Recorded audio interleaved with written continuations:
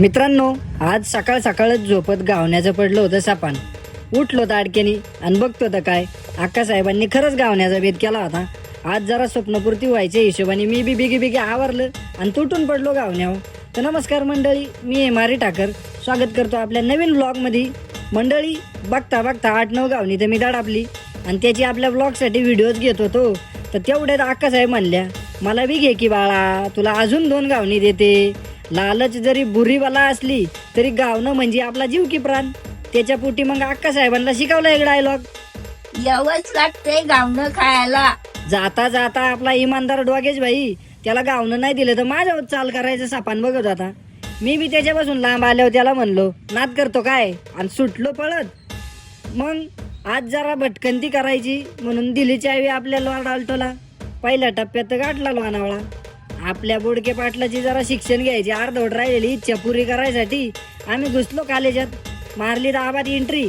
पण अडचण अशी झाली मंडळी की पाटलाला घडवणाऱ्या सगळ्या शिक्षकांची झाली ना बदली.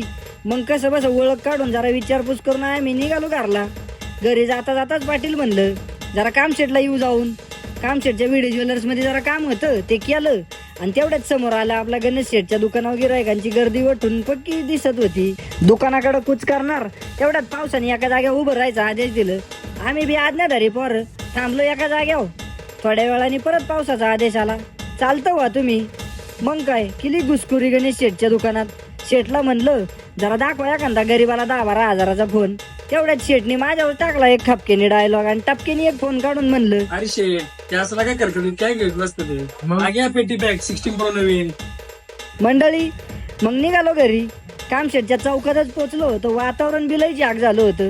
ते बघून पाटलाला म्हणलं, चला जरा अनुभव, आणि निघालो मोबाईलची कापडं बदलाय पिंपरीला. माझी परिस्थिती बघून तो बी लय दिवस एकाच कापड्यावर राहिला होता. त्याच्यामुळे गेलो पिंपरीला. काम होतं लय तर लय 10-15 मिनिटाचं. पण मोबाईलने एवढे दिवस माझ्यासाठी हालाकीत काढलेले दिवस आठवून मी बी म्हणलं, जरा का हाय पाय कपडे घ्यावं याला. आणि बघता बघता 4 तासांनी एक ड्रेस पसंत पडला आणि चेंजिंग रूम मध्ये जाऊन लगेच नेसावला. चालून चालून पायाची फार चाळण झाली आणि पक्की कडकडून भूक लागली. पाटलाला म्हणलं, बघा तेवढं. पाटलाने बी केला हातवर. ज्याचं काम त्याचा खर्च अशी केली वासना आणि मीच घातला खिशात हात. गेलो पिझ्झा आणायला. तिथं थोडं निरीक्षण नोंदवलं आणि पाटलाला यायचा इशारा केला. पाटलाने मूक नकाराचा इशारा केला. मी बी गेलो समजून. पोलीस गाडी टोचन करून न्यायच्या भीतीने पाटील पक्क गोचिडी सारखं स्टिअरिंगलाच बसलो होतं चिटकून. घेतला पिझ्झा पार्सल, आणला गाडीत आणि कुठलाही विलंब न करता तुटून पडलो पिझ्झावर. पिझ्झा खाऊन थोडाफार सावरलो आणि निघालो घराच्या दिशेने. शनिवार रविवारमुळे रस्त्यावर जरा दाबूनच गर्दी होती. कशी बशी छुपी वाट काढून गेलो